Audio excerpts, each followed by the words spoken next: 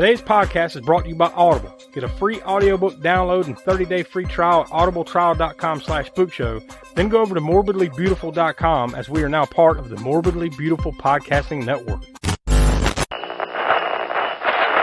Ladies and gentlemen, we interrupt our program of dance music to bring you a special bulletin.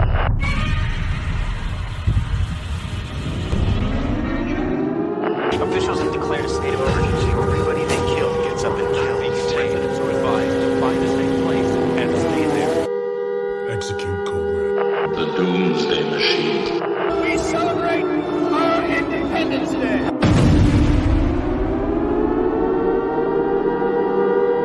Well, there you go. You hear the sirens for the final time. Maybe the sirens will just kind of die off here because the Spookshow Summer Disaster has finally come to an end. We've survived it. Somehow we've managed to survive monster attacks, zombie apocalypses, post-apocalyptic disasters, nuclear bombs. Sharknadoes. Somehow we survived all of that. And we're here. Maybe Boulder-nado. Lightning nados, all kinds of nados. Somewhere in there, though, we lost Will. I don't know where the hell we must have. He got slipped away in that Boulder-nado or something. Now we must have left him like out in the desert with Denzel, looking for the Bible or something, because it's been a while. But yeah, we're here to finish it up, to wrap it up, so to speak, and we're going to call this one the Spookshow Disaster Aftermath, because that's truly what it is. We gotta grab the brooms, the dustpans, clean up, because it's been a messy summer. It's a wonder the world is still intact, honestly. But we live on, and boy, do we have some stuff waiting for us on the horizon, because now really begins the push for October. Now, right? Yeah. We'll call it the hunt for Red October. It's our quote unquote big time of the year now. Like we're getting into the fall here, within the next week or two.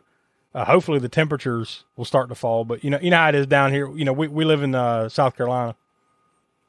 Man, it can stay like summer temperatures into November. So yeah, I don't have any hope of it actually cooling off anytime soon, but hopefully let's cross our fingers, right? And we'll eventually start to cool off outside. But yeah. We're cleaning up here, and then we'll talk about what's coming next at the end. So you want to stick around for that. But really, I guess basically what I'll do here is I'll run down the list of everything we did. And boy, we did a lot. We were counting beforehand before we hit record here.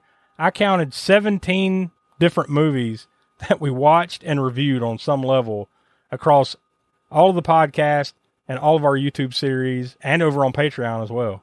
Everything that touched the summer disaster, 17 separate movies since May when this began. Yeah. So it was a big effort this year, but it was I think me personally, I think I had a little bit more fun with this than we did with Camp Spook Show last summer. I mean, that's subjective, right? I guess it's up. We'll see what y'all have to say about it, but I think this one I enjoyed a little bit more because there was some really good ones sprinkled in with some of the turds here. Like.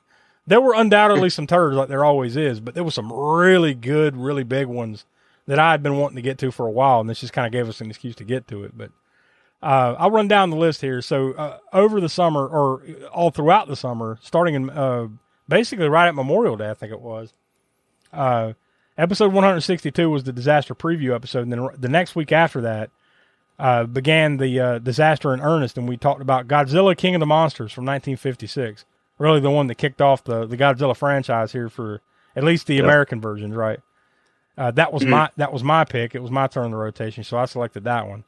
Then our latest Library of the Professor back in June, the beginning of June, over on Patreon, was Smoke pulled from his library a copy of The Stand, Stephen King's classic 5,000-page novel, The Stand, and we talked about that. So that was wildly appropriate, obviously.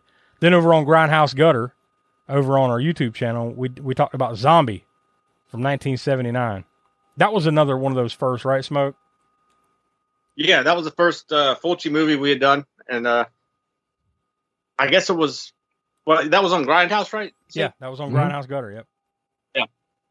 So yeah, we kicked off Grindhouse, the very inaugural episode with Cannibal Holocaust, and then got back around to finally getting, which was the first time we did a Diodato film and the first time a cannibal movie appeared. This is not the first time a zombie movie appeared. I don't know what that was. Could have been Return of the Living Dead, probably. And we've had quite a few. We've had Night of the Living Dead, Dawn of the Dead. Yeah. But yes, I was excited to do the first Fulci movie and have it to be zombie. I think you're right. I think the first zombie one was Return of the Living Dead that we did way back in, like, that's like first 10 episodes. That was yeah, that was Will's pick, because that was one that was yeah. he had a story behind it, why he picked it and everything. So Go check that out, Dark. Yeah, that was definitely worth checking out. Then after that, regular episodes, we did episode 164 was Don't Look Up. Throughout the summer, we replaced Cannon Fodder with a couple other selections because it was going to kind of be hard to find something that fit the Cannon Fodder, criteria to fit into the Spookshow Summer Disaster. So we kind of put the Cannon Fodder series on hiatus. But boy, that's going to come back very soon in a rousing way. And we'll tease that here at the end. Tease, that's another good word for that. But yeah, we watched Don't Look Up from 2021, and then episode 165 was Donnie's pick, The Book of Eli from 2010. So that was another good selection. Then over on YouTube, Video Vortex, we watched Cruel Jaws from 1995. The joke really was on us for that one, for sure. But that wasn't the end of Video Vortex for the summer. And we just did that one recently, and we'll talk about that here in just a second. Episode 166 was our latest Cult Corner selection, Dr. Strangelove, or How I Learned to Stop Worrying and Love the Bomb from 1964. That was somewhat of a pleasant surprise. I mean, I had seen it before that, but it had been a long time, so that was another great episode. Yeah, that was a lot of fun. And it wasn't the first Kubrick movie we did. We'd done The Shining back in episode 33 in the archives. But definitely, it's always great to get a Stanley Kubrick movie in the rotation, no matter how we got to fit it in there. Our latest Crapster piece at the end of June. This was one that I had nominated, and it won, so I didn't have to watch it. Still haven't watched it, but that's why you had so much fun this summer. Yeah. Because you didn't have to fucking watch that movie. Disaster movie from 2008. I think this might be the most panned movie that you guys, have had to watch. Like, I haven't heard one good thing about it. There's that. No, I can't even. I think maybe I said that there was one good thing in the movie, but I can't even remember what that one good thing was now. Yeah, you've already forgotten it. Yeah. Yes. Yeah. I blocked it from my, just purged it from my mind. Well, we do encourage you to go over to patreon.com/AASpookshow, though, to check those out, because those Crapster Piece theaters, boy, man. Like, it may not be fun for us because we got to watch this shit and talk about it, but it's probably fun to listen to. I would imagine. It was fun. I'll say this. It was fun listening to y'all have to talk about disaster movies, so there's that.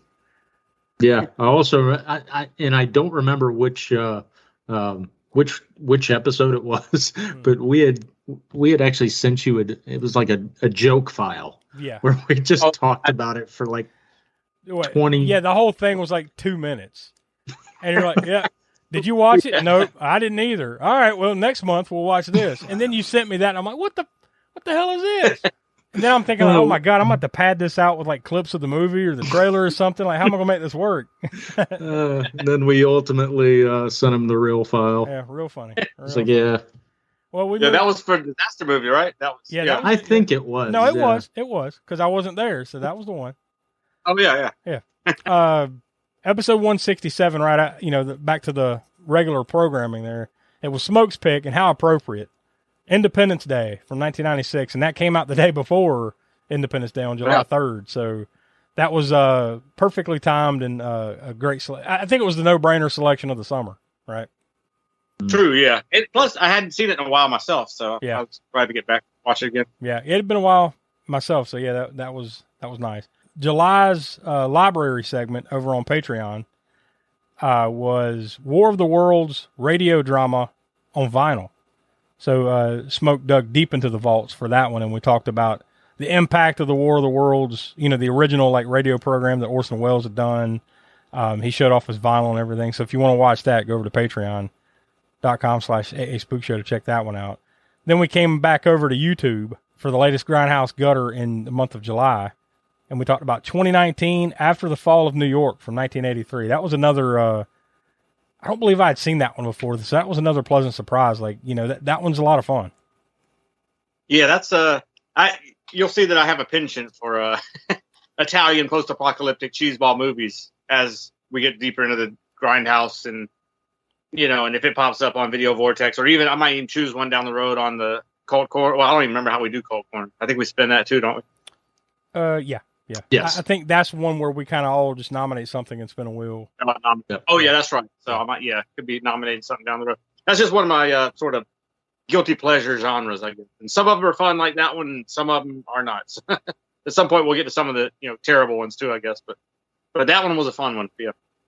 Right around the same time, episode 168 came out, and that was our latest Spook Show Spotlight, where we talked about our favorite disaster movies. So we're kind of we're sparing you more of that conversation today. We're just wrapping things up.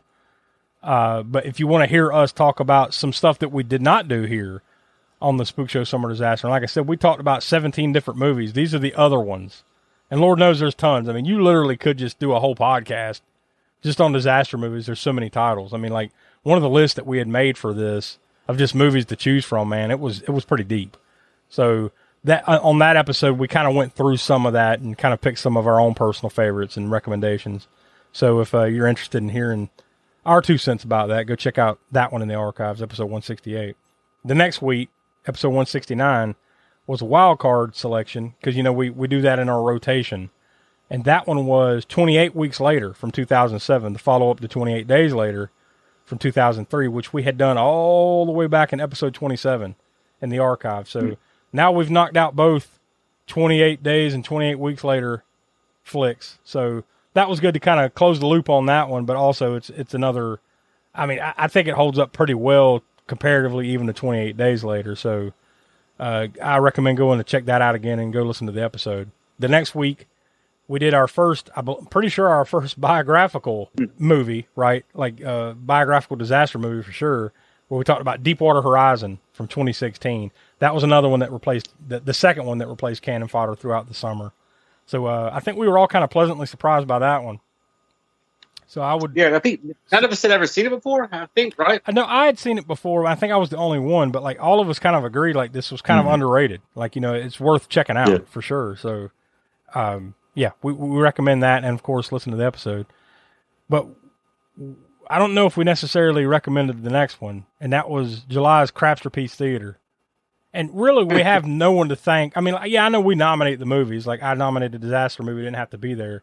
Donnie, you nominated this one, and you didn't have to be there. Yeah. But really, we have the fans to, the listeners, the Spook Show-ites, to blame for this bullshit because you select Crapsterpiece every month, and then we have to watch it.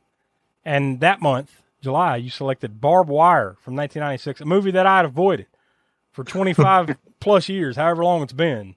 Until now, I've watched it. I don't want to go too deep into our thoughts on that one because we want you to head over to Patreon and listen to the whole thing. But I think we were both a little more lenient on that one than I thought we would have been. So I would recommend checking that one out. Not terrible at all. Yeah. It was on Crapsterpiece, and everything's relevant. But especially as far as Crapsterpiece goes, it's definitely not the worst one we've ever done on Crapsterpiece. Episode 171 was Will's pick, and he selected The Thing from 1982, a fucking straight-up horror classic. Unfortunately, he had some stuff going on, vacation, whatever it was. He couldn't be there for it, so unfortunately, he picked it but wasn't there to talk about it. But, man, what a great, great flick. And this is what I'm talking about. Like, this is the stuff that made the Summer Disaster fun. Yeah, watching the thing. Quintessential. Yeah. So check that one out. That's a long one for all of us, because, hell, we gave that. I mean, we gave it solid 5, all of us, right? I believe so. I don't have all the ratings up in front of me, but it wouldn't surprise me if that was 5 across the board. Our latest library, which just came out at the beginning of August here, was Smoke pulled out a more recent Blu-ray acquisition that he had picked up, Robot Holocaust from 1987. Now, over there, we don't, Smoke just picks something, so we don't necessarily watch it. So, like, if you ever watch our library segments, we're not necessarily always reviewing them or giving ratings or anything like that, but he'll just kind of talk about it, give recommendations. So, that's worth checking out. And that's one that's probably going to get put on the, what would that fit under, Smoke? Video Vortex, I guess? It definitely fits under Video Vortex because it was shot on, straight to video market and all that. Although, I guess you could say it could fit in the cult corner as well. But it's already on the wheel. At some point, it might land on it. I'm betting you it will sooner or later. It'll come back up. But we're coming down. That's another one that's just as equally bad. After that one, we were kind of coming down the home stretch here. Episode 172, our latest cult corner flick, the Samuel L. Jackson classic from 2006, Snakes on a Plane, one of Donnie's favorites. The latest Grindhouse Gutter earlier this month was Night of the Comet from 1984.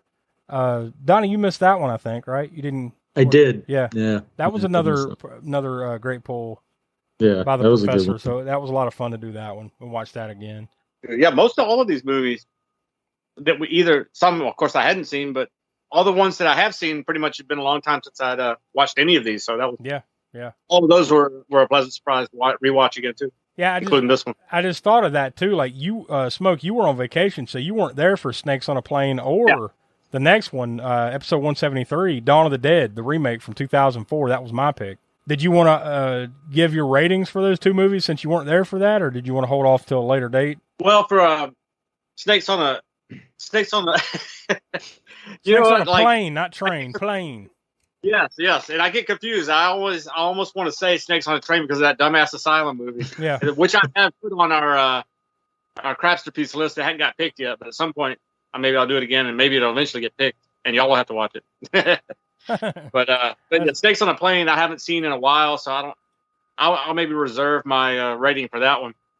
I mean, it's been a little while since I've seen Dawn of the Dead remake too, but not nearly as long as Snakes on a Plane. Sorry, still did it. Almost did it again. Then I can't say that without wanting to say train. But yeah, Dawn of the Dead remake was I saw that when it came out, and actually I think I was living in Charlotte whenever that first hit, and I don't think we all went and saw it together. I don't believe, but we saw it when it hit theaters. And there was like a promotional thing at the TV station. Yeah. Not at the TV station, but somebody was giving away some promotional screeners for that, and I saw that at that screening, which is cool. They were throwing T-shirts out. I didn't get one or whatever. To people answering questions, trivia things, and whatnot, and all this stuff. So that was cool. I haven't seen it in the theater like that, but I know this is some people's favorite. Maybe not their favorite remake, but they like this one a lot, and I'm not. I don't hate it. But the first one, if anybody remembers watching that, it's my favorite movie of all time. I gave it a 5, solid. So it's hard for me to. It's not going to get nearly as much as that. The original for me because of how important that first Dawn of the Dead movie is to me. I'm not completely against remakes by any means because, as you know, I gave The Thing a solid 5. So, and that's my favorite remake of all time. It's just I'm not the biggest fan of running zombies. And this one had that switch. I like that it switched it up. I guess, they went with a little something different than the original Romero style zombie. So I guess I'd give it out of 5. I'll give it 3 for now. I mean, I might, if we do it somewhere else down the road or whatever, and I'll watch it and give it a different rating later. But for now, I'll go with 3. It's not far off from what Donnie and I said. Donnie gave it 3.5, and I gave it 4 stars. Oh, okay. So that brings a consensus to 3.5 stars. So that's probably about right. I mean, it's definitely not on the level of the original, but I think I said during that one, Donnie, that like as much as that original Dawn of the Dead is of its time, I still stand by. I think this one is of its time. So as far as how they've aged, So yeah, I was surprised that at how much differently I felt about it this time around than I did back in the day. But yeah, as far as the disaster was concerned, we only had one more movie to watch after that, and this is how we leave the disaster behind, and this is why this is the aftermath episode, because over on Video Vortex on YouTube, we had to watch Sharknado: The Fourth Awakens. So you go from cleaning up debris and bodies and everything to cleaning up tears because we had to watch this movie. I would only recommend you go watch our video over on YouTube. Do not watch that movie. That's all I can say. So what a way to end the summer. Sharknado 4. I'm not even going to say that whole title again. Fuck it. Sharknado 4. Yikes. So there you go. That's how we did it. That's what we did, and that's how we did it. Everything. So Donnie, what are your takeaways here? What do we bring home with us? What was your favorite moments? What was your favorite flick maybe that we watched? I mean, like, Summarize Def- it yeah. from the Donnie side of things. What do you think? Definitely the top movie for me was The Thing. Great poll, great pick. We would have eventually got to it anyway, but just turns out that it took a summer disaster to bring it, for Will to bring it to us. But some other favorites though, Grindhouse Gutter when we did Zombie from '79, I believe. Yeah, that was great. And also, Independence Day, man. Yeah, as far as our ratings are concerned, like as far as our current consensus, because Will missed some stuff this summer. He had a lot going on, so he wasn't able to give us the ratings on everything. But as far as where we sit now, our highest rated movie was the one you said was your favorite, The Thing. We gave, Smoke, you were right earlier, now that I've got it in front of me, all three of us gave it 5 stars. Without Will's 2 cents, it's 5 stars right now. You literally can't get any higher than that. The closest one, believe it or not, was rating-wise, was Dr. Strangelove, because it got an even 4 stars. It got an even 4 stars. But Independence Day is right below it at 3.9 stars. And that's from all 4 of us on that one. Yeah.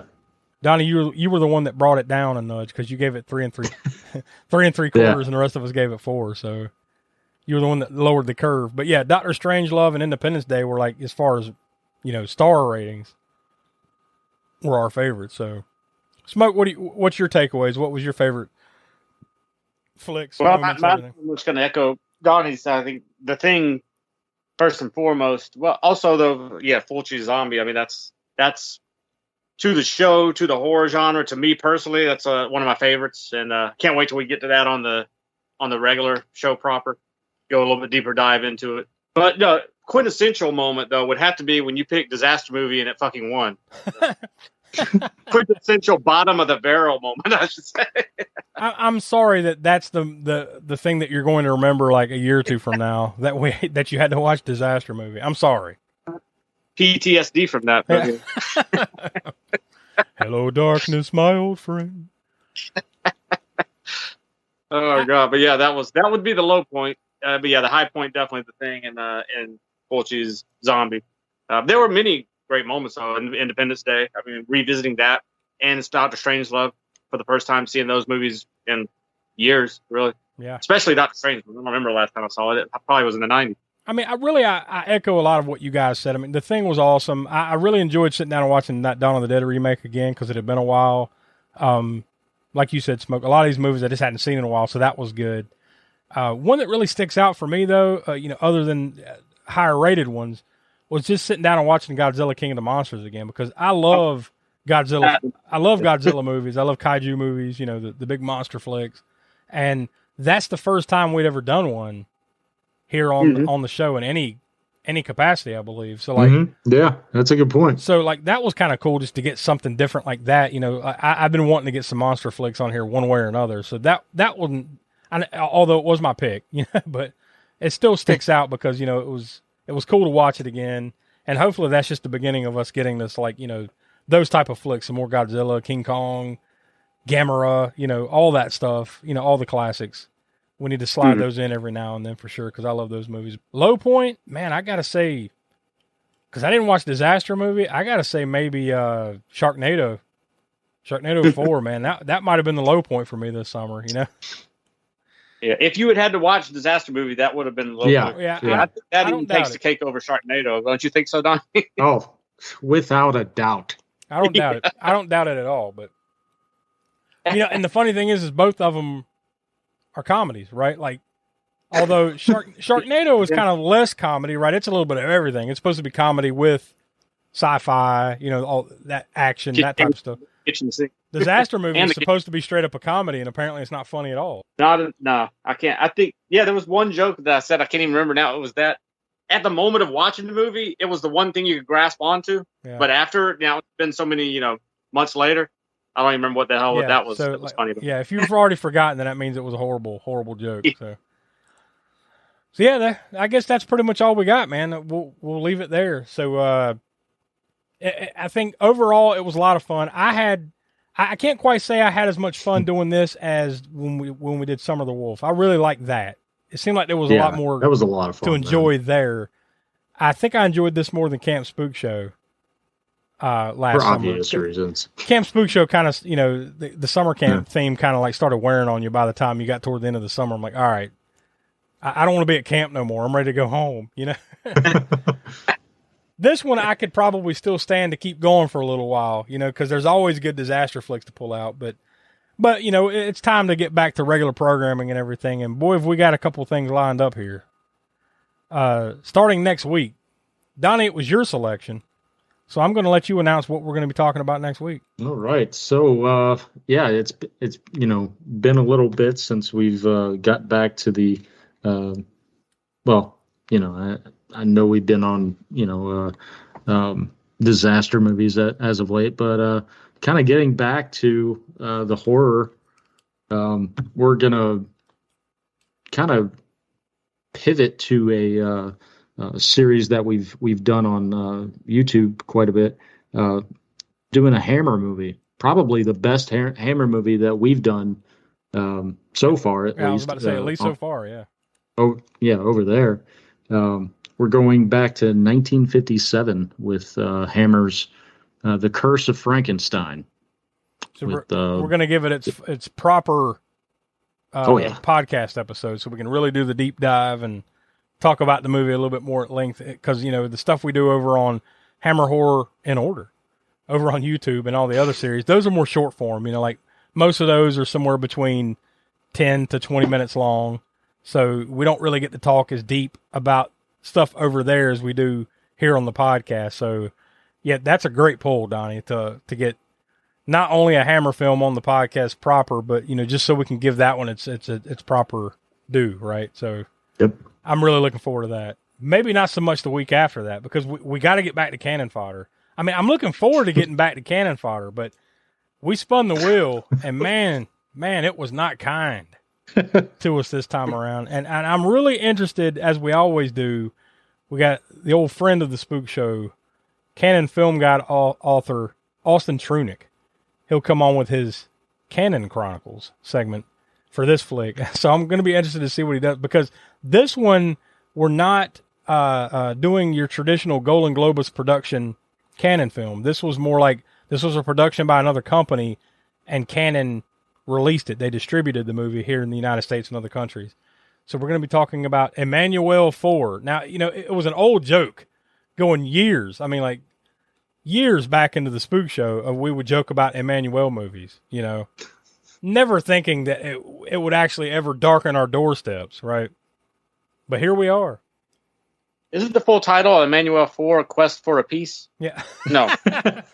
No, that's another Cannon movie. Oh, that's Superman 4. Oh, sounds familiar. Oh, Superman 4. And it was Peace, not A Piece. Oh, okay.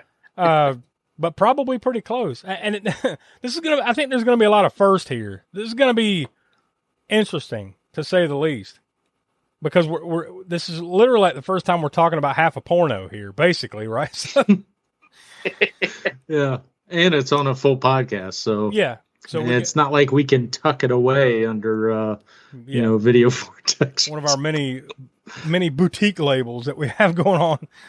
No, this is straight up like Cannon Fodder.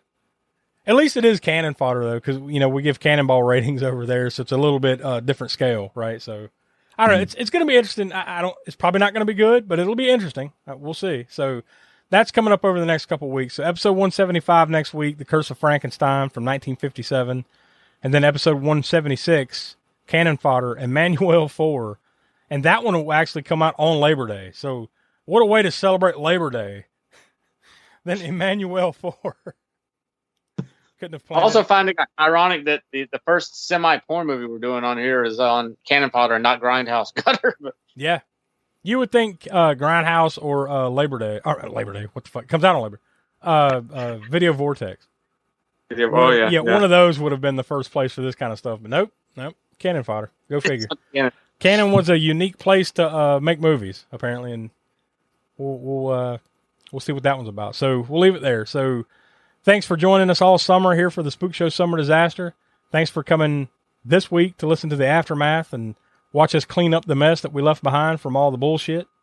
And hopefully next week we get back on track and we get back to our roots with horror from The Curse of Frankenstein. So For Will, who couldn't be with us, Donnie, Professor Smoke, I'm Josh. We are the All-American Spook Show, and we'll talk to you next week. So goodbye, everybody. And remember, please, for the next day or so, the terrible lesson you learned tonight.